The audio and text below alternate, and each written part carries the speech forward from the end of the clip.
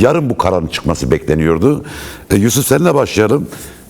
Sürpriz mi oldu yani bu mutlak kararın çıkması, Özgür Özel ve ekibinin devre dışı bırakılması, onun yerine Kılıçdaroğlu'nun bir kayyum gibi CHP yönetimine getirilmesi bekleniyordu ama bu sürpriz bir karar mıdır yoksa? Aslında şöyle tanımlayabiliriz bunu. Bir süreden beri aslında siz de az önce ifade ettiniz. Uzun bir süre Kürt siyasetine, demokrasi güçlerine yönelik böylesi yargı eliyle siyasi dizayn operasyonlarının gündeme geldiğini biliyoruz. Yani bu öncesi bir tarafa 2009 KCK operasyonlarından Kürt siyasetine yönelik, belediye başkanlarına yönelik, siyasetçilere yönelik operasyondan işte DTK operasyonuna, son dönemdeki HDK operasyonuna, yine iktidarın kendi doğrudan Erdoğan'ın talimatıyla açılmış Kobani davasına kadar bir sürü şeyden bahsedebiliriz. CHP ise siz de ifade ettiniz. Aslında son dönemde özellikle iktidarın da güç kaybıyla bağlantılı bir şekilde işte Türkiye'de uzun bir süre sonra birinci parti durumuna geldi. Bunu 2024 31 Mart yerel seçimlerinde çok açık bir biçimde bütün ülke gördü ve o günden bugüne aslında iktidarın bu pozisyonunu değiştirme noktasında yaptığı hamlelerden istediği sonucu alamadığı bir durum vardı. Şimdi mesele şu, yani ana muhalefet ve aslında diğer muhalif güçler arasında hem bu güçleri bölme hem de özellikle CHP yönelik işte mutlak davası bir nevi demokrasi kılıcı gibi. CHP'ye karşı bunu kullandılar, zamanı beklediler. İşte Kılıçdaroğlu partiyi ben kayyıma bırakmam dedi. Ama az önce söylediğiniz gibi gene aslında kendisi kayyım olarak atanmış oldu. Yani bu kayyım ataması değil ama siyaseten bir kayyım olarak atandığını biz görüyoruz. Yani partiye rağmen. Çünkü bu parti işte 38.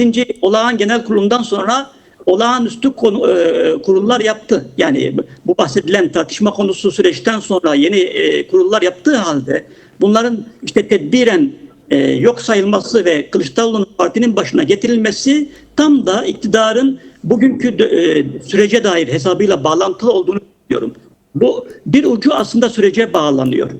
Az önceki konuğunuz bir yönünü ifade etti. Özellikle Kürt siyaseti bağlamında işte statü meselesinin, İmralı'ya statü meselesinin bu kadar çok tartışıldığı bir süreçte bununla ilgili Bahçeli'nin çıkışı sonrasında bunun gelmiş olması aslında muhalefeti mümkünse birbirinden ayrıştıracak ve CHP'yi de kendi içinde çatışmaya sürükleyecek bir denklem inşa etme. Yani bu bir süredir seçimsizleştirme diye ifade edilen şeyi aslında seçimin sembolik, iktidarın tamamen muhalefeti kontrol ettiği ve istediği siyasal sonucu elde edebileceği, seçim sandıktan elde edeceği bir denklemin inşa edilmesine yönelik bir siyasi darbe girişimi diye tanımlayabiliriz. Yani beklenip beklenmemesi sorusuyla bağlantılı olarak aslında tam da Kılıçdaroğlu'nun işte arınma açıklamasının hemen ardından gelmesi sürpriz olmasa gerek.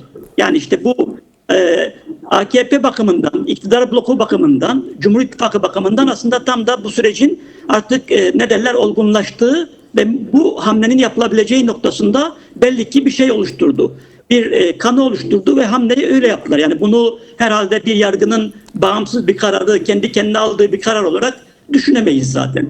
Yani burada operasyona özel bir destek olup olmamasının ötesinde dünyadaki uluslararası ilişkiler ve bugünkü siyasal denklemin kendisinin Erdoğan rejiminin bu gibi müdahaleler bakımından uygun koşulları yarattığını söyleyebiliriz. Yani Trump zaten işte bölgesel bağlamda çalışabileceği bir lider olarak Erdoğan'ı görüyor. İçeride Erdoğan'ın bu konuda ne yaptığıyla ilgilenmiyor. Bugüne kadar Trump'tan buna dair herhangi bir şey duymadık. Ama mesele sadece Trump değil. Aslında demokrasinin kalesi olarak gözüken Avrupa'nın birçok ülkesinde işte yeni sağın, milliyetçiliğin giderek yükseldiği ve aslında demokratik kazanımların giderek tasfiye olduğu bir siyasal denklemin inşa edildiği bir gerçeklik de var. İşte dünyadaki belirsizlik, Çin-ABD rekabetiyle bağlantılı düşündüğümüzde Avrupa Birliği özellikle bugünkü güvenlik mimarisinde işte her biçimde Erdoğan'ı kabul ediyor. Hakan Fidan 2 gün önce işte Almanya'daydı. Hem Merkel'le hem de Dışişleri Bakanı'yla görüştü. İşte askeri anlamda görüşmeler yapıldı. Yani bir süre önce Erivan'daki işte Avrupa Siyasi Topluluğu toplantısında yine Türkiye söz konusuydu. Yani bugünkü rejimin içeride ne yaptığı aslında dünyadaki belli başlı büyük aktörleri çok ilgilendirmiyor. Mevcut güç dengesi içinde Erdoğan bunlarla nasıl bir ilişki geliştiriyor? Erdoğan rejimi daha doğrusu. Az önce İsmet Hocam'ın söylediği gibi mesele bir bireyden bahsetmiyoruz. Erdoğan, Bahçeli ve aslında iktidar bloku, yani onu destekleyen tekelci sermaye grupları, bütün bunları bir bütün olarak düşünmek gerekiyor bu yönüyle. Ve bu dünyadaki denklemle beraber düşündüğümüzde yani Erdoğan'ın bu konuda eli rahat. İçeride ancak ekonomik anlamdaki vaziyet, halkın bu konudaki kimi rahatsızlığı meselesi, zaten bu yeni bir şey değil. Uzun zamandır iktidarı en çok zorlayan mesele ekonomi olarak duruyor. Onun dışında bu müdahaleler için aslında içerideki koşulları gözlüyordu. Yani mutlak butlan kararı için bugüne beklemesinin nedeni işte uluslararası dengelerin buna izin vermemesi değil. İçeride CHP'yi en çok ne zaman bu böyle bir kararla etkileyebilirim ve muhalefeti ne kadar çok ayrıştırabilirim bakımından uygun bir zamanın beklenmesiydi. Çünkü burada yargı zaten emir bekliyor. Yani kararın ne zaman verileceği iktidarın buna tamam zamanı geldi demesine bağlıydı. Bu yönüyle ben bu karara dair uluslararası kamuoyundan işte AB'den bazı Avrupa Birliği'nden eleştiriler gelebilir ama bunların daha önceki kararlarda olduğu gibi kağıt üzerinde kalan, sözde demokrasiyi savunan ama pratik anlamda Türkiye'deki rejime bu konuda herhangi bir yaptırım uygulamayan bir tutumun devam edeceğini düşünüyorum. Yusuf, tabii şimdi biliyorsun bu bir son 10-15 yıl öncesinden itibaren şöyle bir Avrasyacılık başladı Türkiye'de. Şangay Beşlisi'ne katılma gibi bir takım simülasyonlar yapıldı. Hatta başvuruda bulundu. İşte Batı dünyasından Türkiye kopuyor, yeni bir eksene gidiyor diye tartışılıyor, konuşuluyordu. Benim sorum şu, aslında sahada bunun bazı verilerini gördük. Örneğin Suriye İç Savaşı'nda Rusya ve İran'la ortak mekanizmalar kurdular. Soçi ve Astana süreçleri başlatıldı. Yani kısmen bazı işbirlikleri de oldu. Şimdi bu ortak bir savaş ve kriz ortamında Türkiye yeniden kendisine bir eksen mi arıyor? Yani yeniden Batı eksenine dönüyor diyebilir miyiz tümden artık? Yani artık Rusya, Şangay Beşlisi kapısı kapanıyor mu? Avrasyacılık terk mi ediliyor? Yani aslında Türkiye Avrasyacı bir eksene gelmiş miydi sorusunu sormak gerekiyor. Çünkü yani Türkiye'nin işte hem ekonomik hem siyasi hem de askeri olarak Batı blokuna bağlı kalmış olması, yani bağlı bir ülke olması gerçekliği söz konusu. Yani öncelikle bunu tespit etmek gerekiyor. Yani Türkiye'de işte İsmet Hocam söylüyor, ekonomiyi konuşun. Türkiye'de şu an en büyük 20 yabancı tekelin, yani Türkiye ekonomisinin en önemli tekellerinin 19'u Avrupa Birliği menşeli tekeller. Yani bunlar Avrupa Birliği ya da işte ABD'nin içinde olduğu tekeller. Askeri olarak Türkiye hala NATO içinde. Yani bu şeye baktığımızda yani Türkiye'nin işte bazı çelişkileri kullanması, ki yani Suriye örneği burada özel bir şey. Çünkü orada özellikle 16'daki darbe girişimi sonrasındaki yeni tabloda bazı arayışlar daha belirgin hale geldi. Özellikle Suriye sahasında Kürtlere karşı ittifak zorunluluğundan gündeme geldi. Yoksa Türkiye İdlib'de Batı ekseniyle beraber çalışıyordu. İşte sonucunu gördük. Yani HDŞ'nin iktidara getirilmesi süreci Türkiye'nin Batı'yla beraber çalıştığını, o zaman ABD'nin Suriye özel temsilcisi Jeffrey vardı. Defalarca İdlib'deki Türkiye'nin pozisyonunu kendileri bakımından çok önemli bulduğunu defalarca söyledi. Yani Türkiye tamamen bu eksenden kaymış da değildi. Ama orada Kürt sorunu Türkiye için bir açmaz yaratıyordu. Hem bölgesel yayılma emelleri bakımından hem iç politikada Kürt siyasetinin bir güç olması Türkiye'yi burada bir baskı siyasetiyle bunu çözmeye, yani dışarıda savaş, içeride baskıyla Kürt siyasetini etkisizleştirmeye yönelik bir plana zorluyordu. Şimdi uluslararası denklem bakımından öncelikle aslında bu tabloyu anlamak için şunu söylemek istiyorum. Trump dönemiyle birlikte aslında bazı şeylerin değiştiğini daha somut olarak görüyoruz. Şimdi 2022 Ukrayna Savaşı'nı düşünelim. Biden, yani ABD'nin ortaya koyduğu tutum, Almanya başta olmak üzere aslında o gün Rusya'dan enerji alan, ucuza enerji alan rejimleri, devletleri ne yaptı? Rusya'ya ambargo uygulamak zorunda bıraktı ve aslında Ukrayna Savaşı yeniden NATO'yu, işte beyin ölümü gerçekleştiği söylediği Macron'un, NATO'yu yeniden güçlendirdi. Yeni üyeler katıldı NATO'ya ve aslında ABD, Rusya ve Çin'e karşı, ki dünyada bugünkü mücadele asıl olarak işte Şangay Beşlisi dediğimiz şey asıl olarak Rusya-Çin ittifakıdır. Yani o iki tane emperyalist gücün ittifak etrafında bir birlikte bu birlikler. Şimdi böyle baktığımızda o gün ABD geleneksel ittifak ilişkilerini büyüterek bunları durdurmaya çalışıyordu. Trump dönemi ise daha özel bir siyaset.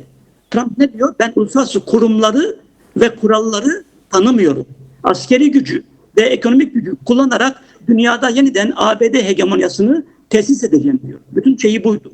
Bu siyasetin kendisi neye yol açtı? Aslında müttefiklerini de ilişkisini onlarla bozan bir sonuç ortaya çıkardı. Avrupa Birliği ile ABD ilişkisi olmadığı kadar, yani en azından son 50 yılda görmediğimiz kadar ciddi bir kırılma yaşıyor. Trump'la dönemiyle birlikte. Ve bu durum Avrupa Birliği'ni yeni arayışlara zorluyor. ABD NATO'da aslında şeyi tartışıyor. Yani sizin sorumluluğunuz olmadan ya da siz burada daha fazla yatırım yapmadan, daha fazla kaynak aktarmadan ben burada kalmayı sürdürmeyeceğim biçimde bir baskı uyguluyor. Dolayısıyla bu Grönland'da gördük bunu. Kanada'nın işte ABD'nin eyaleti sayılması meselesinde gördük. Rusya'yla Ukrayna'yı paylaşması, Trump'ın yani işte Putin'le görüşmesi, bütün bunlar Avrupa Birliği bakımından da bir kırılma yarattı. Evet. Yeni bir güvenlik mimarisi ve yeni bir ilişki geliştirme ihtiyacı yarattı. Burada Türkiye ve Ukrayna, siz de az önce söylediniz, özel bir rol oynuyor. İki tane önemli, hem Avrupa Birliği üyesi yapılmadan ama Avrupa ile daha fazla işbirliğine getirilmek üzere bir politika güdülen iki tane ortak. İkisi de önemli büyük ülkeler böyle bakarsak. Ukrayna savaşta ciddi bir deneyim kazandı, özellikle İHA'larla ilgili, insansız silahlı hava araçlarıyla ilgili olarak. Türkiye'nin burada belli bir şeyi var ki, şunu da söylemek lazım. Türkiye'de Baykar'ın işte Leonardo'yla, İtalyan Leonardo'yla yaptığı anlaşma Avrupa Birliği ile ve NATO'yla daha uyumlu bir silahlanma sürecini de başlatmış oldu. Yani o anlaşmanın bunlarla daha uyumlu bir işbirliği sürecinin de önü açması bakımından bir şeyi vardı. Yani bu dönem bu güçlerin ABD karşısında, ABD'nin izlediği siyaset karşısında yeniden kendi güvenlik mimarisini inşa etmek zorunda kaldıkları bir tablo yarattı. Ama Avrupa'nın bence gene en büyük handikapı hala Fransa ve Almanya'nın bu konuda hala kendi işbirliği bakımında sorunlar yaşıyor olmaları. Yani hangi tekellerin, hangi ülkenin burada daha çok başat bir rol oynayacağı konusunda bir anlaşmazlık var. O yüzden şu an Almanya Avrupa Birliği dışında Almanya olarak Ukrayna'yla ve Türkiye ile daha özel ilişki geliştirmeye çalışıyor. İşte ifade edildi az önce, İngiltere bunun bir ucundu. Türkiye ile daha yakın ilişki kurmak üzerinde sürüyor. Ama Türkiye bir taraftan da ABD Trump'la Erdoğan iktidarı olmadığı kadar yakın bir durumda. Evet. Yani işte programa şeyle başlamıştık bizim bölüme, işte Erdoğan-Trump telefon görüşmesinden, ki Trump yine Erdoğan'ı övdü. Yani burada özellikle ciddi biçimde övmesini sürdürdü. Çünkü Gazze'den Suriye'ye, işte birçok meseleye, ABD'nin enerjisini almaya kadar birçok meselede, işte Trump koridoru adını alan, yani bu Zengezur koridoru meselesine kadar birçok noktada Türkiye şu an ABD ile işbirliği halinde. Yani Rusya ile ilişkisini koparmış değil, işte Çin'le tamamen kopmuş değil, ama zaten bu eksende Türkiye. Peki bir şey sorabilir miyim Yusuf? Bir şey sorabilir miyim? Yani çok kısa rica edeceğim çünkü bir başlıkta da onu da konuşacağız. Yani Türkiye-ABD yakınlaşması, Trump-Erdoğan yakınlaşması İsrail açısından ne anlama geliyor? Yani Türkiye, İsrail'in bölgesel hegemonyasını kabul etmeden bu sistemde yer bulabilir mi kendisi? Yani ortadaki yeni meselede İsrail karşıtlığıyla mı gidecek, yoksa Türkiye aslında kapı arkasında İsrail'le de bir şekilde anlaşmış mı oluyor? Cahit Hocam, aslında bu sorunun cevabını Tom Barak, ABD'nin Ankara Büyükelçisi ve aslında Suriye, sadece Suriye değil bir yanıyla Orta Doğu özel elçisi Tom Barak verdi. Dedi ki aslında Türkiye ve İsrail savaşmayacak. Bunlar argüman olarak, yani bunlar arasında sert söylemler olabilir ama pratikte bir çatışma yok diyor. Hala şunu açık konuşalım. Türkiye, işte Erdoğan 2024'ten bu yana İsrail bize saldırabilir diye açıklama yapıyordu. Ama bugün İsrail'e giden enerji Ceyhan'dan gidiyor. Bak, Ceyhan boru hattından gelen enerji, İsrail'in enerjisinin yarısı buradan gitmeye devam ediyor. Türkiye işte bu yolda işte neler faturalar değiştirilerek İsrail'le ticari ilişkilerini ciddi biçimde sürdürüyor. Türkiye'li tekeller, önemli tekeller. Yani Türkiye'nin İsrail'le böyle bir savaş tehdidi varken, eğer iddia edildiği gibi bir savaş tehdidi varsa, bunu yapması aslında bu iktidarın kendi kendine ihanet etmesi anlamına gelir. Evet. Suriye'de söyleyeyim, basit bir son örnek vereyim. Suriye'de HTŞ lideri Jolani'nin, yani geçici yönetim başındaki Jolani'nin İsrail'le anlaşması sürecinde, yani bütün sürecin başından sonuna kadar bakın bütün görüşmelerde Hakan Fidan var. Yani Türkiye teşvik etti çünkü SDG'yi orada sınırlamak istiyordu. Yani Türkiye burada siyaset bakımından. Yani öyle düşündüğümüzde yani Türkiye ile İsrail arasında iddia edildiği bir rekabet var. Evet, bölgesel rekabet var. Ama bu güçlerin çatışacağı, işte düşman oldukları iddiası gerçekçi değil. Tombarak dedik, Hazar'dan Akdeniz'e bu iki ülkenin yakın zamanda ABD ekseninde işbirliği yaptığını göreceğiz dedi. Cevabı ben vermiyorum, ABD veriyor bu sorunun cevabını.